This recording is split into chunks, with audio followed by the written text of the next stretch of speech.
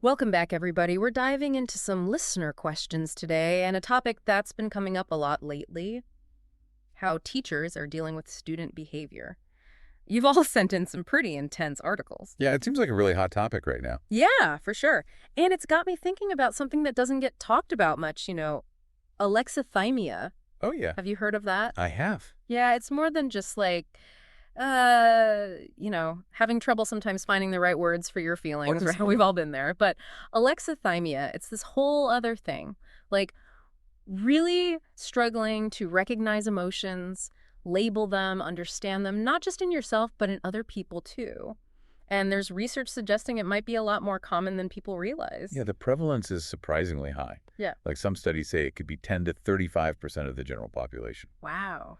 I had no idea. Yeah. So it's not just a, neurodivergent thing, like some people might think. No, not at all. It really crosses those boundaries. Okay, so this is personal for you too, right? Yeah, very much so. As someone who's both autistic and alexithymic, I've kind of seen it from both sides, as a student and now as an educator. So let's bring this back to those articles we were talking about. Teachers struggling, sometimes with kids who are disruptive or withdrawn. What happens if we don't understand alexithymia? Well, imagine a student who's feeling totally overwhelmed but doesn't have the words, like the vocabulary, the self-awareness to say, hey, I'm anxious, or I need a break. Right. So they might act out. They might shut down. They might seem defiant. Because they literally can't communicate what's going on inside. Exactly. And if the adults in the room, if they're not trained to recognize what alexithymia looks like, it's so easy to misinterpret those behaviors. And then the student gets labeled, right? Oh, yeah. Difficult, unmotivated, disruptive, and then it just keeps going. And it becomes this self-fulfilling prophecy. It makes you wonder, how many of those labels are really just misunderstandings? It's a huge question. Yeah. And think about it. All those traditional discipline methods, timeouts, reward systems, they all assume the student understands the connection between their actions and their emotions. Right. But what if they can't make that connection? Because of alexithymia. Then it's all just it's pointless. It falls flat. Yeah. We're punishing or rewarding behaviors without getting to the root of the problem. We're mopping up the floor while the faucet's still running. And this was a big frustration for me in my own teacher training, by the way. Oh, really? Tell me about that. Like, so much emphasis on classroom management techniques, but almost nothing about the underlying stuff. Yeah. The emotional and neurological things that might be going on. And, alexithymia wasn't even mentioned. It was all about controlling behavior, not really understanding it. One of the articles you sent, the one from Ed Week, it really struck me how they talked about this disconnect between what's happening in the classrooms and what administrators actually care about. Like, the people furthest from the kids are the least likely to see behavior as a big issue. It's a system problem, yeah. And the irony is that even some of the well-intentioned things, like social-emotional learning, SEL. Oh, could that actually make it worse? Not necessarily worse, but it can kind of miss the mark. I mean, the idea behind SEL is great, right? Teaching kids emotional skills. Yeah. But so many of these programs are being implemented into systems that still prioritize, compliance and obedience over real emotional connection. So we're trying to teach emotional intelligence in an environment that doesn't really value it. Kind of, yeah. And there's research from all over Finland, Germany, tons of places that suggests alexithymia is showing up across ages and cultures, especially in what researchers call global north contexts. And maybe, and this is just a thought, but maybe that has something to do with the way a lot of school systems are set up. Very hierarchical, teachers as authority figures, not so much facilitators of learning and growth. And that goes back to what you're saying about your training, right? Like, we're not preparing teachers to really get their students. Exactly. Yeah. And that affects the whole classroom. It's what I call a disruption of the classroom ecology. Classroom ecology. I like that. What does that mean? So instead of seeing the classroom as this place where you have to control behavior, I think of it like an ecosystem. Yeah, okay. Everything's connected. Every interaction, every emotion, every student, the teacher, it all contributes to the balance of the whole system. And when you have alexithymia and it's not understood, it throws things off. So there are misunderstandings, relationships get strained. Collaboration breaks down. Learning becomes this uphill battle. The natural flow of the classroom gets disrupted. And, that really goes against my core beliefs as an educator. It goes against a lot of what I find helpful in my own life. Oh, like what? Embracing the natural flow of learning. A lot of what I see in Taoism, Ursula K. Le Guin, that kind of thing. Where it's about harmony coming from understanding, from connection, Yes, not control. exactly.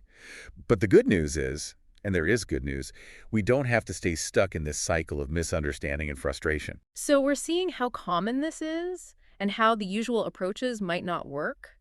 But what do we do instead? You said there's good news. You said there are solutions. There are. And it starts with, well, knowing what we're dealing with, right? Awareness. Even something as simple as a screening tool can be huge, like the TASS-20. The what? Sorry, the Toronto Alexithymia scale.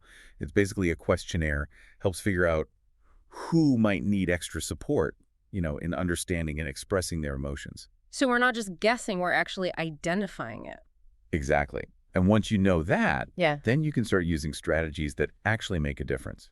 Visual aids, for example, can be so powerful. Oh, like using pictures to help kids connect words to feelings. I've seen that with little kids, but I bet it helps older students too. Oh, absolutely. Especially for students who struggle to put those feelings into words. It's all about building that emotional vocabulary. And you know how some teachers do those morning meetings or check-ins? Yeah, where they go around and everyone shares how they're feeling. Yeah, see, that can be really tough for someone with alexithymia to just, have a name their emotions on the spot like that. Right. So instead of putting them on the spot, maybe a more structured check-in, with visual aids, or even just giving them options to point to. Makes sense. Meeting them where they are, not forcing them to fit into some box. Exactly. And it's not all about words either. Nonverbal cues can be huge, like pointing to a picture, giving a thumbs up or down. That can be such a relief for someone who can't find the words. So we're talking about creating a safe space for expression, however that looks for each student. You got it. And this is where those SEL programs, those social emotional learning programs, can come in. The ones that sometimes miss the mark. Right. The ones that feel like, I don't know, prepackaged, one size fits all. More like checklists than real learning. Because you can't just teach empathy from a workbook, right? You can't. Effective SEL, it has to come from the community, from the real needs of the people in that space. It's about building relationships, building trust, and making sure students feel safe to, really explore their emotions, authentically and without judgment. So it's not just another program, it's a whole different way of thinking about education. It is. And it has to start with teacher training. Imagine if, understanding alexithymia was just a core part of every teacher prep program out there. Whoa, yeah, that would be amazing. Oh. Teachers coming in already knowing this stuff. Exactly. They'd be able to see the signs early, adjust their teaching, create those supportive environments we were talking about. Teachers feeling confident and prepared, not burned out and frustrated. It would be huge. Think about it. Classrooms where every student feels seen, feels supported, no matter how they express themselves. Teachers who feel empowered, not defeated. Like the ideal, right? It's an ideal worth fighting for.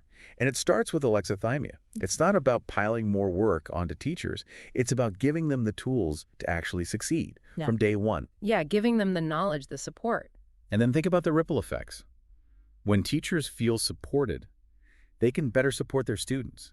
Those students, they take those skills out into the world, their families, their communities. It's like we're breaking a cycle, creating a whole new pattern, one that's based on understanding, connection, empathy.